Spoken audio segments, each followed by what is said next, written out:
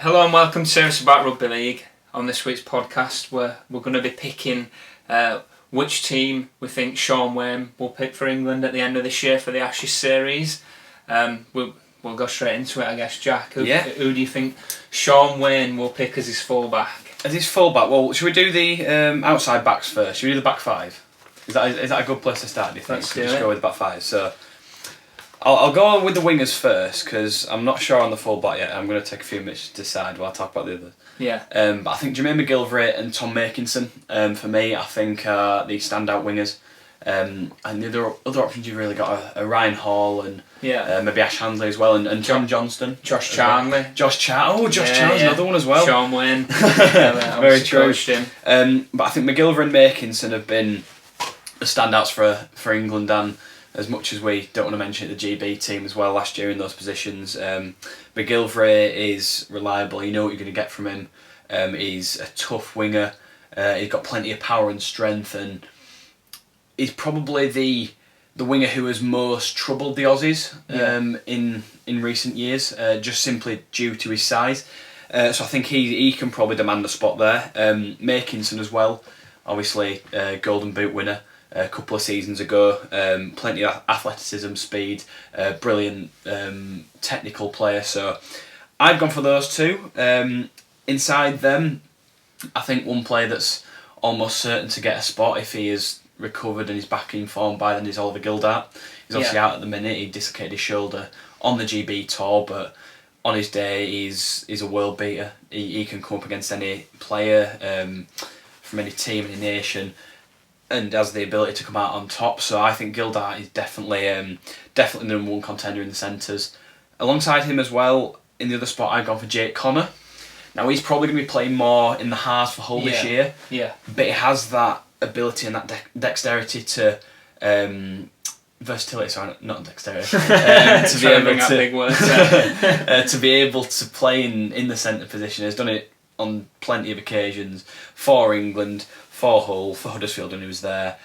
So I don't think he'd have any issue playing there inside either McGillivray or Makinson, and he adds that unpredictability as well, I think, out wide. Yeah. So yeah, I think Connor. Do you want to say who you're going to pick while I still debate over my fullback? Well, yeah. You go see yours. I think we're talking about the positional changes. There's talk of Zach Hardaker playing in the centres this year. Jake Connor, who you've put at centres, playing in the halves, like you said. So I've gone with Tompkins at fullback. Right. I mean, Shaun Wane's coached him for many years, and he's got the best out of Tompkins. I've gone with the same with you with the wingers, Tommy Makinson, who I think is the best winger in Super League. Jermaine McGillivray has always been brilliant, especially in an England shirt. He was the player of the tournament at the last World Cup. It may well be. I think he got on the team of the year team of the competition. Yeah. So I mean, it's going to be the complete opposite with Shaun Wane to Wayne Bennett. Shaun Wane's going to pick players in the right position who've been playing in that position, which is why I haven't got Jake Connor in. Right. You've also not got Blake Austin on the wing either. No, that's true. I think we can put that one behind us now, thankfully. So I've gone for two out-and-out centres. I've gone for Percival at Saints, who, I mean, I don't want to say what he's thinking, but I think when Wayne Bennett's gone, Matt Percival will probably not be the most disappointed person out there because he's been constantly overlooked and probably very unfortunate to be so. So I think he'll get his chance under Shaun Wane, and like you, I've gone for Oliver Gildart, who again Wayne's coach. He knows his qualities, and he is a quality player, and he stood out in an England shirt as well. So who are you going for then at fullback? You see, I'm going to go different to you. I'm going to go Hardaker. Right. I think it's definitely going to be between those two. I think we can safely say. Yeah. But I think Hardaker for the past season or so has been the form fullback. Like you mentioned, he may shift into the centres through the season, which could have an influence on the decision. Yeah. You know, with Bevan French being at fullback and already starting the season strongly, but I don't know. I think Hardaker as a fullback I think he's probably one of the best defensive fullbacks in the league. Yeah. You know, his tackling technique and positioning has been second to none since he switched to that position for Leeds a few years ago. And he adds to the attack as well, which I think, you know, yes, Tompkins does, but I think if you look at an overall picture of a fullback, I think Hardacre fits the mould ever so slightly more than Tompkins. I think Tompkins is more of your sort of fullback / half, in that he's superb in attack, knows the right lines, to run, isn't afraid to take the ball to the line, makes the right passes. Whereas Hardacre is a bit more rugged and rough around the edges. He still offers a similar thing to Tompkins in attack, maybe not as potent, but still a big threat, while at the same time being solid in defence and under the high balls, etc. And I think that essentially is what we need at full-back for England. Yeah, and I think there's so little between them. There really is, yeah. And that's the reason I've gone for Tompkins, because I just think at Catalans this year with Maloney and Drinkwater, and with no Guijo, Tompkins is going to be at full-back. He is, yeah. And if he plays there all season, but part of me is understanding, I think Hardacre will end up back at full-back. I think that the performances of their respective clubs as well play a big part. You know, a lot of people, as you can imagine, you could probably tip Wigan to finish above Catalans this year and put in better performances, and therefore that always reflects, I think, on the way the players play. Yeah. You're not going to have someone doing poorly at full-back for Wigan and them still playing immaculately. So Hardacre, I think, will be taken into account, on the basis that Wigan are probably going to be one of the top teams this year, whereas Catalans, you can probably say they might push for the top 5, but probably going to be more mid-table, and that'll then reflect on those respective fullbacks. Yeah, I think at the end we'll probably come together and try and pick a team between us, quickly. Yeah. So I think that'll be one of the main kind of discussions and talking points, and I think another one is definitely going to be the halves. Yeah. Now this is interesting because Shaun Wane's coming in. There's a lot of question marks now around Jackson Hastings and Blake Austin, who've played for Great Britain, who've committed themselves to this country or to this nation and not to Australia, their native land. But Shaun Wane coming in is potentially going to change all that. So whether Shaun Wane includes them or not is going to have a bearing on this. So firstly, do you think he will pick them just quickly, and then who have you gone for? It'll be interesting to see what he does. With them being in the side, having played for Great Britain already, you would assume that they'd be almost shoo-ins to play for England.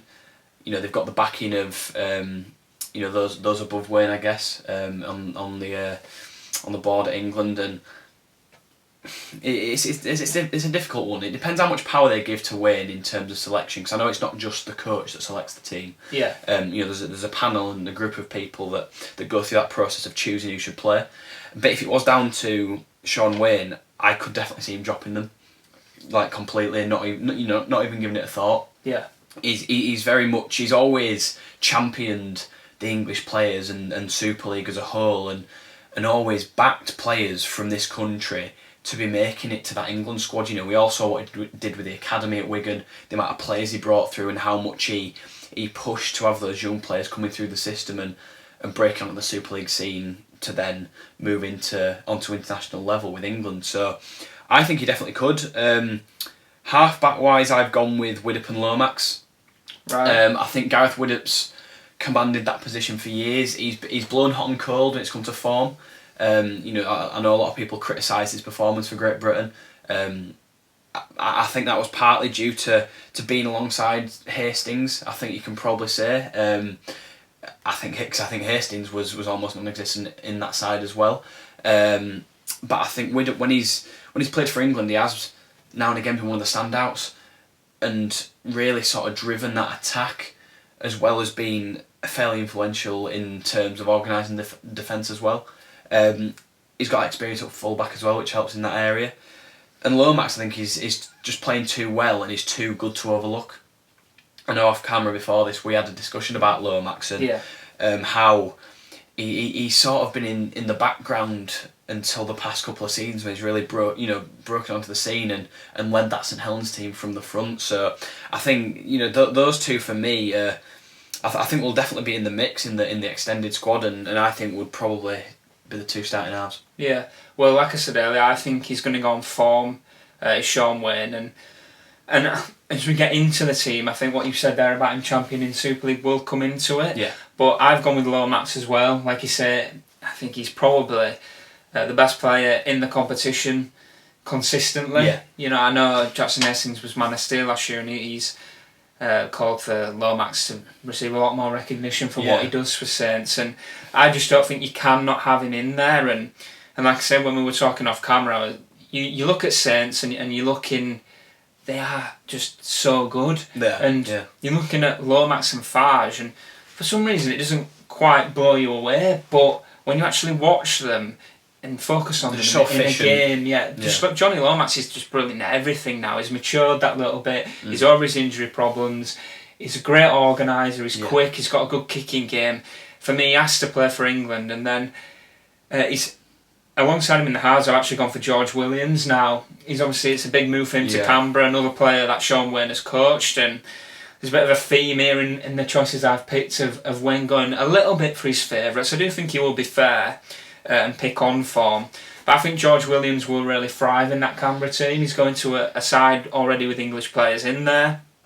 It's not going to be so unfamiliar to him, so I actually think he could hit the ground running in the NRL and really take the competition by storm. I hope he does. Well, I think the one thing you mentioned, that sort of Wigan connection, and I don't think it's so much favouritism, but more Wayne knowing more about those players and knowing what they're like and what they're capable of. I think he'll get to know, and probably already does to a certain extent, what the other guys are like as well. But having worked so closely with those Wigan players, you can't blame him for perhaps wanting to choose them, because he knows exactly what they're like, not only as players but as people as well, and what they're going to bring to their team off the field. When they're in training camps and stuff. So I could see him picking Williams. As you'll find out later on, I've gone for Williams on the bench, but I think there's those three. I think will definitely be the Lomax and Williams will definitely be the three that are up for those positions. Yeah, I agree, and I think you could argue that Lomax and Williams may be a bit similar in many aspects, but we've tried for years and we get dragged, especially against Australia, we get dragged into playing their game. I don't think we're ever going to beat Australia in an arm wrestle or a tactical game. We need to play that English style. We need to throw the ball around, we need to use that kind of just that off the cuff style we use, and there's arguments for both sides, because we know Shaun Wane is very much he likes to arm wrestle a lot of times, he likes to rough, but I think we rough the Aussies up defensively, and then when we've got it, we throw it around and play that English style. I think we can beat them. But you're talking about roughing them up, that then moves us into the forwards, and again there's plenty to choose from in this area. In both Super League and the NRL, so which way have you gone with this? So we go front row. You mentioned that NRL connection, and I've gone for three players. Well, two are already in the NRL and one who is going to be moving there next year. So I've gone for Tom Burgess and Luke Thompson as the props, and Josh Hodgson at hooker. I think with Sam Burgess retiring, it's left us not light in any sense, but it's taken one big character, one big player out of that forward pack, and a lot of people, I think a lot of Australian fans in particular, thought that's perhaps spelled the end for the English forward pack. We've been pushing the Aussie side and the Kiwis for a while with what a pack that we've built up and really bolstered in recent years. But I think while Sam Burgess won't be playing anymore, unfortunately, that's time for someone like Luke Thompson to step up. His rise to prominence in Super League and now on the international stage as well has been so sharp and so quick in recent years. He came from being this young lad who played the first couple of games at Saints, looked quite impressive, and has since just become one of the most dominant forwards perhaps in the whole game. His go forward is absolutely relentless. His power and his pace when he's running is, you wouldn't want to meet him in a dark alley, it's safe to say. While he's defensively as well, he never shies away from any tackle and he's always in the thick of it. So I think that move to Australia for him next year to the NRL will be so beneficial for his career, and I really hope that sees him become even more of a global superstar. But I think he could be the man to lead the line alongside Tom Burgess, who has built up that experience. I think he's about 28 now. Again, he's had his periods of form in the NRL, which I think you can expect from any player in their career. But in the past 12 months or so, he's been really strong, and we'll be looking to do the same thing in 2020. And that's why I think he will end up commanding one of those starting front row spots, just because of how big and how dominant he is. I remember when the Burgess twins, him and George, first came into the England side, you always wanted one of them on the field. and they were rotated off for each other just because of the sheer size and power that they had to the pack and how they tried to dominate other players. So I think he's still capable of that and will do it. Then at hooker, Josh Hodgson. I think he's been the best English hooker in the past 5 or so years. Again, he's since going out to Canberra in the NRL, he's thrived and he's become twice, maybe 3 times the player he was when he was over here. Yeah. And continued that as well. And he's still such a threat. He's got that leadership about him now as well, which I think is key given the fact that in the next couple of years we're going to lose Sean O'Loughlin, we've lost Sam Burgess. We need another leader to step up. And Hodgson now, again, he's coming towards, I think he might be into his 30s now. Is someone who can take on that role and lead by example. So I don't think we've got too much of a problem in the forwards personally. I think we're alright in that area. Yeah, I've pretty much gone with the same as you. I think, like I say, I agree with everything what you said about Luke Thompson there. I think he's going to the NRL at the right time. Yeah, definitely. I was just a bit worried he was going to leave it a bit late, but he's gone to the Bulldogs. He'll look to have a similar impact there as what James Graham did. So I think that's going to be a great move for him and for the Bulldogs. Talk about Tom Burgess when you were speaking, then actually it reminded me when, I think it was around 2013, 2014 when Sam Burgess and George Burgess were really coming to the fore. I think Luke Burgess was still in and around the Rabbitohs at that stage, maybe a bit earlier.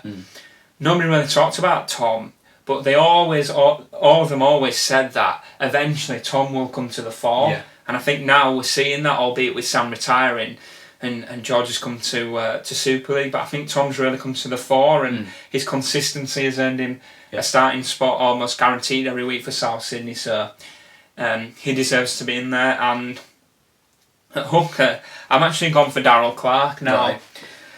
I think this is where Shaun Wane will look. Obviously, I've gone for Williams, but I do think in some positions he will look to champion Super League, like what you said. And I think Darryl Clark, he needs to be champion because he plays consistently at the top of his game every week for Warrington.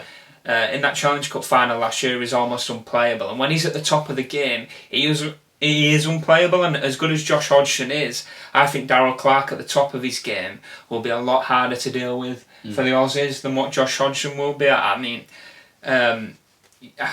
he's maybe not done it at international level yet, but has he had as much of an opportunity as perhaps he should have? Then maybe not. So yeah, I think Shaun Wane, like Mark Percival, he will give Darryl Clark that chance, and I think he'll thrive on it. See, the one thing I would think with Clark, and I think Clark and Hodgson as a combo, are really good. Yeah.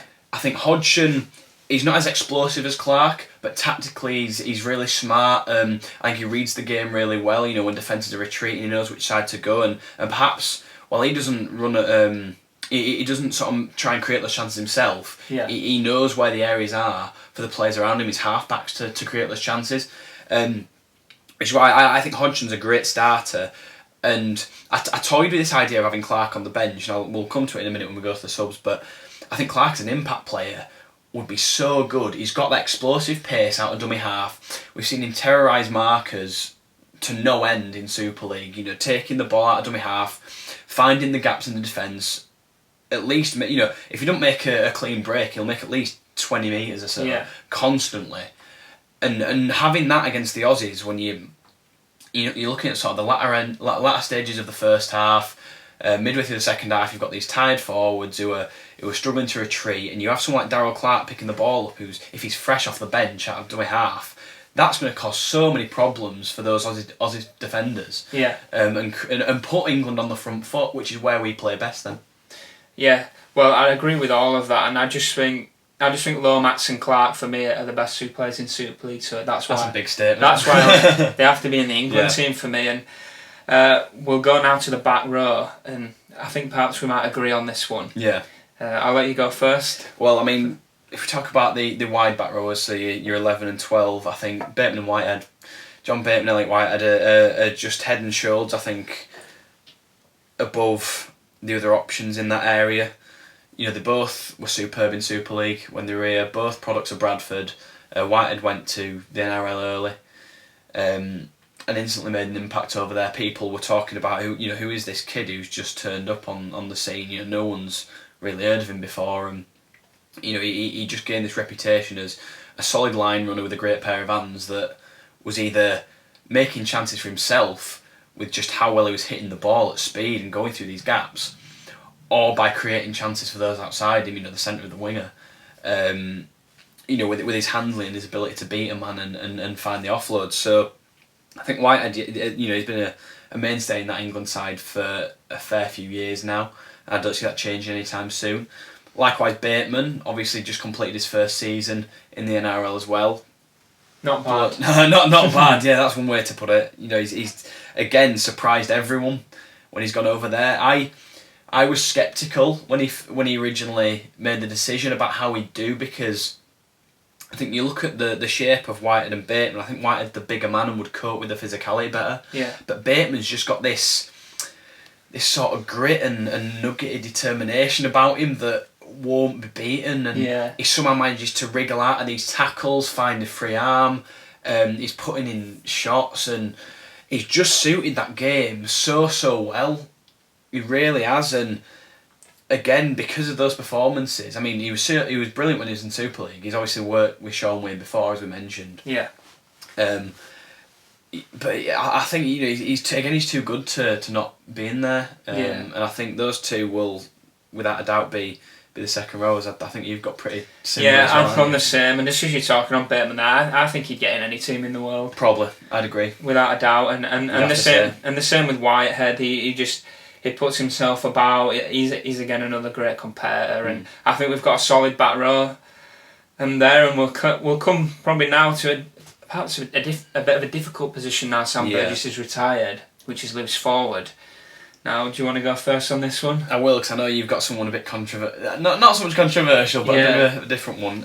Now, I'm looking towards the World Cup with my selections and who is going to play in 2021. And I think, for me, Sean O'Loughlin, I think he said he's going to retire at the end of 2020. Now, that for me should be an indication to maybe not look at him as an inclusion in the England team, simply because we're working towards that 2021 World Cup, and we want players that, playing in the next couple of years in this Ashes series, that are going to be in that team. Yeah. The Ashes series, yes, it's a competition that we want to win. Yeah. At the same time, it's a chance to see who is going to be in that World Cup squad.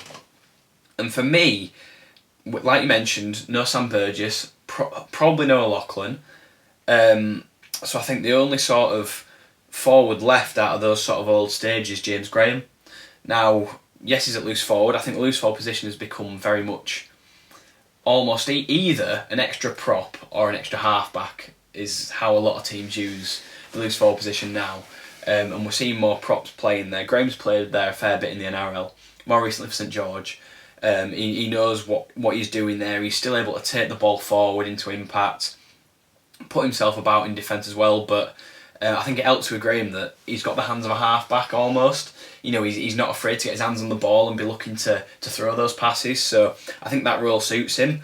Then as well, also being in the middle of the park, similar to what I said about Hodgson, he can have that leadership role that has perhaps just sort of come naturally to him in recent years. We always saw how much of a good talker he was at Saints. He was the same at Canterbury Bulldogs, and he's been the same at St George, as well as doing it on international level as well, even when he's not been the captain. Yeah. So I think Graham's just a natural leader, and you want someone to lead the team about, and I think it'd be him. So I don't think you can really leave him out. However, I know you disagree. Well, I love James Graham. It was the 2017 World Cup final, wasn't it? He was unreal in that final. There's that image of him at the end when he's laid out, just like crestfallen at the defeat, and the effort he put in that day, and he was unreal. However, that Great Britain Test series, and I know a lot of players underperformed in that series, but I just thought James Graham just looked quite a bit off the pace, and especially in the game against Tonga, where obviously they're massive up front, and they just piled it on, and I just think James Graham is one of them where in the actual collision, he always lands on his front, which is unbelievable quality to have, because it's that quick play the ball that you get through James Graham, but he wasn't landing on his front, and that was his big quality, and I just feel like he'd lost that bit of pace, which is always going to happen as he got older, and I just think we lost the impact with him. So, and you talk about Sean O'Loughlin retiring. Now, I've got a feeling that could change now. Shaun Wane's there. Right. I know the relationship they must have is very close, and they've been through a lot together. They've won many trophies together at Wigan. And I think Shaun Wane may just have a bit of a word with Sean O'Loughlin. Look, he might just lay his cards down on the table early and just say, listen, I want you to still be the captain of this team for the 2021 World Cup. I want that to be your last tournament. I mean, why retire like the year before a World Cup on home soil? I think he might just say to him, look, you stay fit, you get to top form, you remain England captain, you're starting this Ashes series and you lead England out of the World Cup. And I don't think Sean O'Loughlin will turn round for a split second. Will he ever think, I'm not playing? I think he'll turn around and say, look, I'm in. And then I personally think that's what could happen. So I've got Sean O'Loughlin at loose forward as captain, and I think that will happen personally. But I guess we'll find out. It'd be good to see. I wouldn't mind seeing that, to be fair. I think O'Loughlin has been... A lot of people talk about his injuries and criticise him for that, but as a leader and as a performer, you know, he's unflappable. There's not many players that come close, I don't think, especially now in Super League, that have got his experience and have still managed to maintain that quality in their game. So I'd have no qualms at all having him in that squad and starting at loose forward as captain. Yeah, so that's our starting 13. We'll quickly just run on to the bench. Who have you put on there? Have you gone now top heavy or have you... I've gone a bit in between now. I mentioned obviously Clark was an option. I wasn't sure, and I have gone with Williams. I've gone with George Williams, just simply the fact that, again, the Wigan connection's there. Williams is one of the players that Shaun Wane always championed, always backed, and I think brought the best out of. I think George Williams is where he is now because of Shaun Wane, and because of the coaching he gave him. And the fact that he gave him that chance and brought him out of his shell and allowed him to be this maverick, this expansive halfback that we've seen for years now. He's obviously moved to the NRL, and I think his form there, depending on how he does, could play into the decision whether or not to pick him. But I think having that unpredictability and that option on the bench of bringing on George Williams, adding that extra flair, extra creative mind, could really benefit England, and I think that might be the mindset that Shaun Wane goes into it with.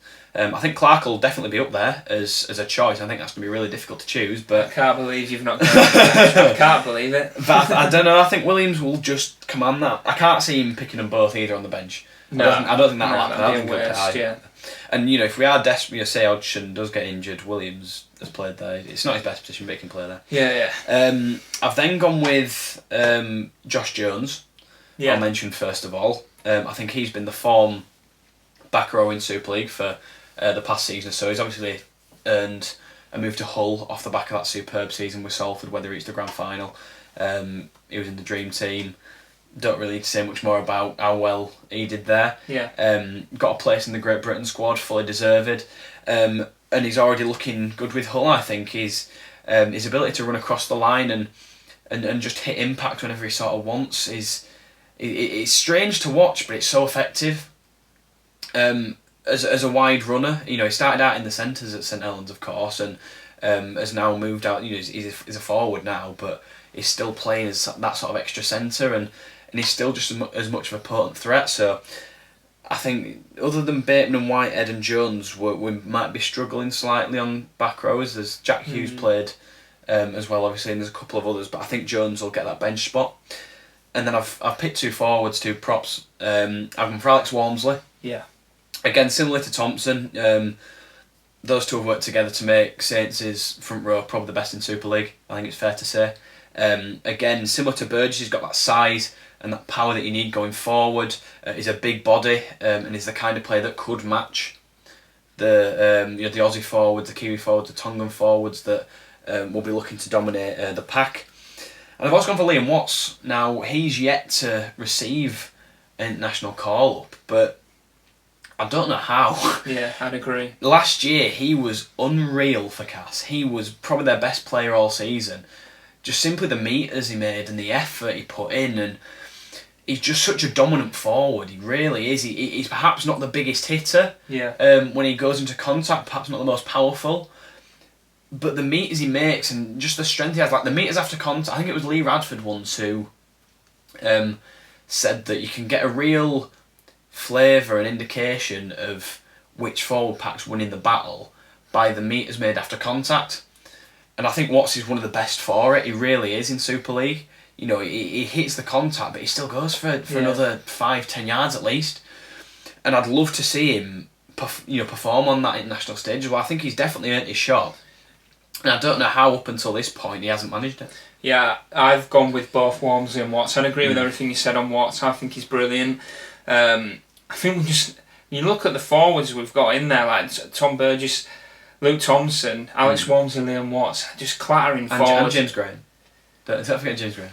Well, yeah. But them four alone, I just think they're perfect for what we need to try and do against Australia. Get on top and really give it to them. Now, this were a bit different. Now, I've gone for Josh Hodgson on the bench, with obviously Darryl Clark starting. I'm struggling to understand why you're going with the Williams on the bench. I think if things aren't working in the halves, so I've got Tompkins at fullback. If things aren't working in the halves, I've just swapped Tompkins and Lomax around. Because obviously Tompkins and Williams know each other from the Wigan days. However, like I just think you need that hooker on the bench just to change things up a bit. Like I can see it. Yeah, I really can see it. And it brings me back to the Great Britain tour, and we don't want to keep banging on about it and how much of a disappointment it was, and how pretty much every player who played on that tour underperformed. But Josh Hodgson, he'd been brilliant for Canberra all year. Like, watch a lot of the NRL and he's outstanding. Like, he just takes control of the games and, like, say, that tactical, that know-how. He's built up a lot of new skills as well since being over. Like, his kicking game is absolutely superb. It's unreal. On point almost every game. He's inch perfect almost, which you never really saw that side of him over here. Yeah, he's just a smart player, and I think there was a stat, wasn't there, about ball steals in the NRL last year. It was a crazy stat where he was something like 10 more ball steals ahead of like another player. It was just a smart player as Josh Hodgson. Yeah. However, I've put him on the bench because, like I say, in that Great Britain tour, I don't know whether it worked. Right. I don't know whether I just think we need a bit more speed around the ruck area, but I would still have him in there for that know-how. And then the other bench spot, you've gone for Josh Jones, I've gone for Ryan Sutton. Again, a player Shaun Wane knows in the NRL at the moment with Canberra. I think this choice will very much depend on how much game time he gets at Canberra. I think he was a little bit in and out last year, wasn't he? He was more a fringe player, I think, towards the end of the season, but definitely he played a few games, mainly starting at loose forward or on the bench like you've got him, And again, I think that's a good option to have, especially at loose forward. With if I've got a Lachlan in there, maybe that bit of a doubt on the injury problems. I mean, hopefully that wouldn't happen. But if Ricky Stewart gives him a consistent run of games at Canberra, I can see him getting picked purely because Shaun Wane likes him. He knows him and he'll trust him. So I've gone for Ryan Sutton on the bench. We've got. Again, I think just on Sutton, I think you look. He's another big body. He's a big mobile forward that you can. I think if he's not in that 17, I think he'll definitely be in the 24. He'll be in that extended squad that will be chosen from, and he's not a bad option to have, is he? No, another big strong forward. Yeah. Well, I don't know if we missed anyone obvious out, but I'm sure we'll find out if we have. We'll get a few angry comments, but we're going to come together now. Have a bit of a debate. It might be quite a long debate because there's a few disagreements in there, but we'll come together and pick our combined England team, what we think Shaun Wane will go with for the Ashes series and then for the World Cup next year. So we'll be back in a couple of minutes. Oh, it'll be 10 seconds for you actually.